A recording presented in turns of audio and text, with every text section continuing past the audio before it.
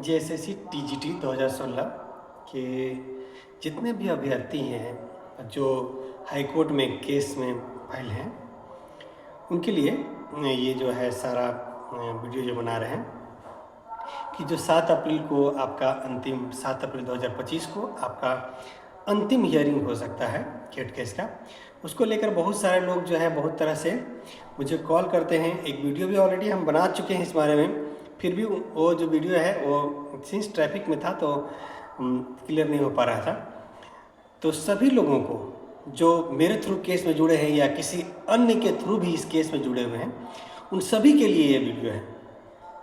बहुत सारे लोग कॉल करते हैं और वो भी बोलते हैं कि जो बार बार हम बताते हैं कि उनका जो ग्रुप लीडर है या जो एडवोकेट हैं उनसे बात नहीं हो पाता है, तो उसके लिए वो जानकारी लेना चाहते हैं। तो मेरे पास भी इतना वक्त नहीं होता कि हम सबको कॉल के थ्रू इन्फॉर्मेशन दे सकें। तो ये वीडियो का आप पूरा देखिएगा, सारा इन्फॉर्मेशन आपको हम इस वीडियो में दे देंगे कि 7 अप्रैल 2025 को आपका अंतिम हियरिंग है। और दूसरी बात ये है कि 7 अप्रैल 2025 को जो सुनवाई होना है उसकी सारी तैयारियां, जितनी भी तैयारी है करना होता है, अपने एडवोकेट के थ्रू सारी तैयारियां पूरी कर ली गई है। अब हमने जो केस फाइल किया है, मेरा जो केस है उसमें मैंने एक पहले से ही प्लान करके रखा था कि मैंने अलग अलग एडवोकेट को अपना केस दे के रखा। मैंने कई केस फाइल किया, 20 से प्लस केस फाइल किया टीजीटी का, तो हम अलग अलग एडवोकेट को दे के रखा और सभी लोगों से मैंने क्या किया कि ये कलेक्ट करके रखा। तो यही चीज़ें कोई दिक्कत वाली नहीं, हमने सभी एडवोकेट से सारी तैयारियां कर रखी है और सारी तैयारी पूरी हो चुकी है। इसलिए जितने भी पिटिशनर हैं केस में, किसी भी तरीके से उनको प्रॉब्लम नहीं होना है या किसी तरह से चिंतित नहीं होना है।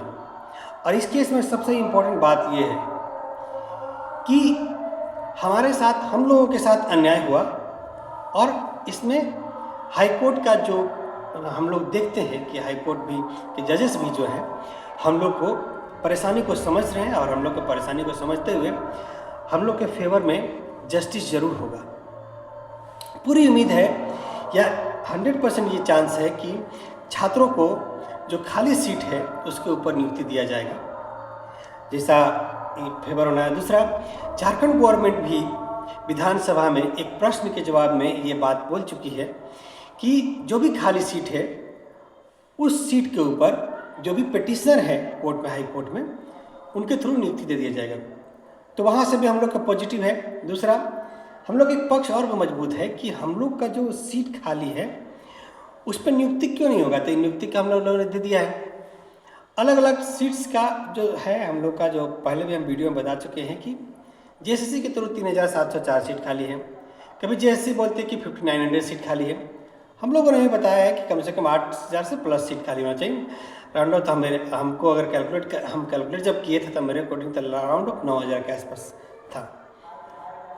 ये चीज़ें और तो सभी सीट के ऊपर 7 अप्रैल 2025 को जो अंतिम हियरिंग हो जाएगा और उसके बाद फैसले रिजर्व हो सकते हैं और फैसला हो जाएगा, उस पर सभी पिटिशनर से सभी सीट को भर दिया जाएगा।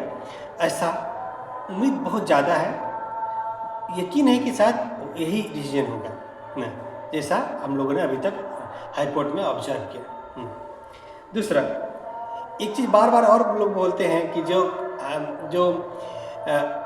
ये तो जो केस चल रहा है हम लोग का, तो फर्स्ट बेंच में चल रहा है, मतलब एक जज सुन रहे हैं उसको, इसमें ऐसा डिसीजन आने का चांस है। जो सेकेंड बेंच में केस चल रहा था, जो सुप्रीम कोर्ट पहुंचे लोग ना, वो लोग एक मांग के लिए गए थे कि उनका टीवी छूट गया था तो दोबारा मौका दिया जाए। तो ऐसे छात्र जो स्पेशली दोबारा मौका चाहते हैं उनको दोबारा मौका हाई कोर्ट की तरफ से नहीं मिला, राहत नहीं मिला, लेकिन सुप्रीम कोर्ट से राहत मिलने की उम्मीद है उसे कि हाँ उसे कंसिडर किया जाएगा। तो इस वीडियो के माध्यम से सिर्फ मुझे इतना ही कहना था कि जो भी केस फाइल किए हैं वो किसी भी तरह से चिंतित नहीं हो। हाँ, इस केस पे नज़र रखें। नज़र के क्या बताना चाहते हैं आपको ध्यान से समझिएगा।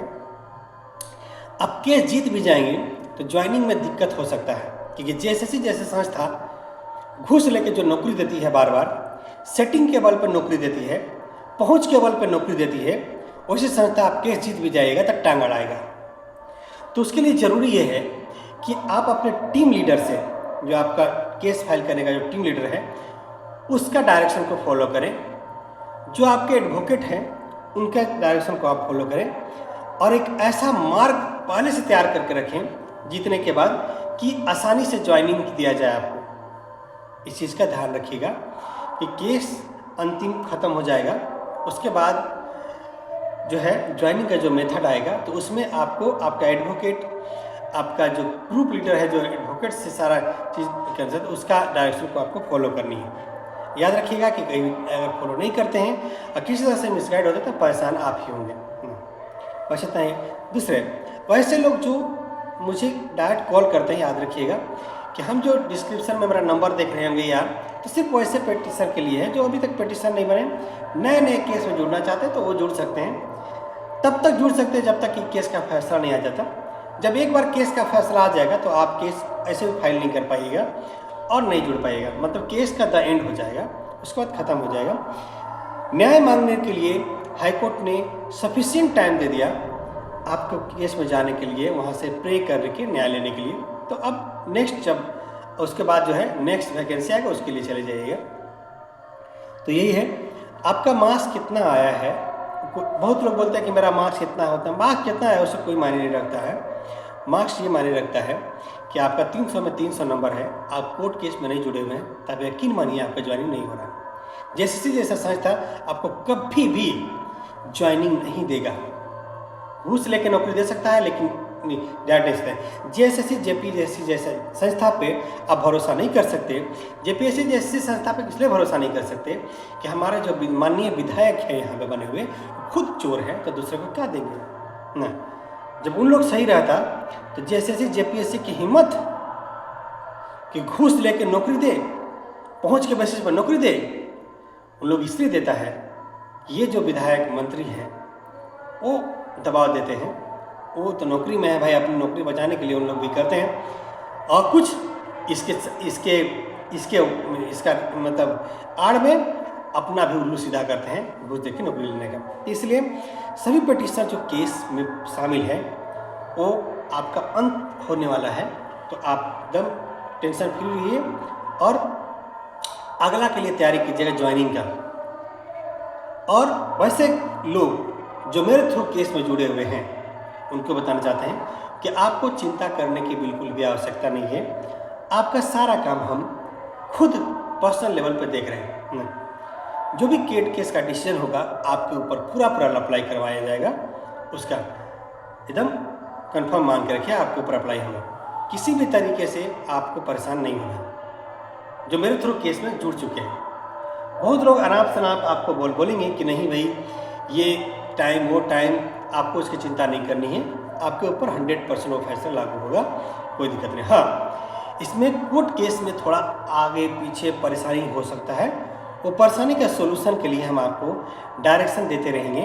उस डायरेक्शन को फॉलो करके इस बार ज्वाइन कर लीजिएगा, क्योंकि ऐसे भी जितने भी पिटीशनर हम मेरे थ्रू केस में जुड़े हुए हैं उनमें हम इतना देखे हैं कि हमारे केस में जुड़ने वाले 70% के आसपास कैंडिडेट वैसे हैं जो आगे एग्ज़ाम अपीयर नहीं हो पाएंगे क्योंकि उनकी एज नहीं बची है। ठीक है, तो इसलिए आपको जो है इस जॉब को ले लेना है, लड़ के झगड़ के। आपका हक बनता है, आपने किसी से मुफ्त में भीख में नहीं मांग रहे हैं, आपका हक बनता है। सीट खाली था, आपने एग्जाम दिया था, आपने नंबर लाया था, मार्क्स लाया था, आपको ज्वाइनिंग नहीं दिया गया है, तो आप उस हक को लड़िए, लीजिए। क्योंकि आपका ज्वाइनिंग सिर्फ इसलिए नहीं हुआ है क्योंकि आपने घूस नहीं दिया था या आपका पहुंच नहीं था, इसलिए नहीं हुआ। नहीं तो फेल वाले लोग को भी जेएसएससी जेपीएससी ज्वाइनिंग देता है। जैसे पीजीटी 2023 का भी केस चल रहा है मेरा, उसमें घूस ले लेके लोगों को नौकरी दिया गया, सेंटर के सेंटर बिका हुआ था। वैसे एजेंसी से एग्जाम लिवाया गया जो खुद करप्ट था, खुद घोटालेबाजी करता था।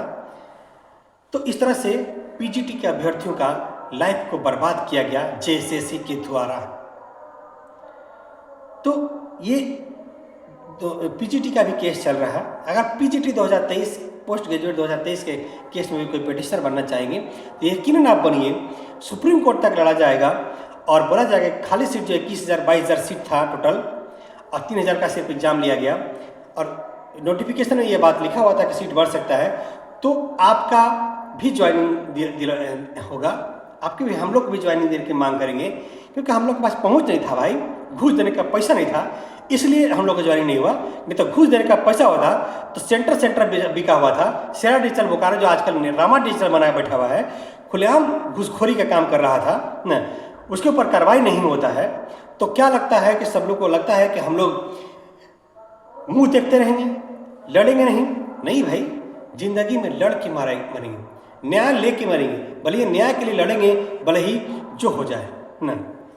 तो इसलिए उस हम लोग का पूर्वज लड़े, हम लोग का भी हक बनता है कि जिंदगी में जो लड़के ही रहेगा, लड़ा जाएगा, अन्याय के खिलाफ एकदम लड़ा जाएगा। इसलिए PGT 2023 के सभी अभ्यर्थी जो केस में नहीं जुड़े हुए हैं, आप यकीनन केस में जुड़िए ना, और आपका भी ज्वाइनिंग का मांग किया जाएगा और ज्वाइनिंग हो गया रहेगा। कि लास्ट में यही है कि TGT 2016 के अभ्यर्थी जो इस केस में पिटिशनर हैं, उनको भी चिंता करने की जरूरत नहीं है। कोर्ट के माध्यम से ज्वाइनिंग लिया जाए खाली सीट के ऊपर, और आपका ज्वाइनिंग सिर्फ इसलिए नहीं हुआ, आपसे कम नंबर वाले को ज्वाइनिंग दे दिया गया, आपका ज्वाइनिंग नहीं हुआ क्योंकि आपका पहुंच नहीं थी, उसका सिस्टम खराब था। बताइए, एक चीज़ और समझिएगा कि आज एक कॉल आया था मेरे पास, उनको कॉल कर रहा था कि ग्रेजुएशन के बेसिस पे उर्दू, फारसी और संस्कृत लोगों को 9 जिला में ज्वाइनिंग दे दिया गया, और बाकी उसके बाद क्या कर दिया गया, बोल दिया गया कि आप मास्टर डिग्री होगा तब ज्वाइन कर सकते हो। कई भाई, बाकी सब्जेक्ट के लिए ग्रेजुएशन अंतिम लास्ट हाईएस्ट डिग्री होगा, और बाकी के लिए मास्टर डिग्री, और तुम्हारा 9 जिला के लिए चेंज नहीं होता, बाकी जिला चेंज नहीं होगा। बताइए, इसका दोगलापंथी समझिए कि ये दोगलापंथी करता है। तो ये सब दोगलापंथी को बंद कराने के लिए आपको कोर्ट रोड पे लड़ना पड़ेगा। और एक बात और बताना चाहते हैं आपको कि बहुत जल्द एक दिन के लिए महाधरना का आयोजन करेंगे रांची में, सभी लोग जरूर आइएगा।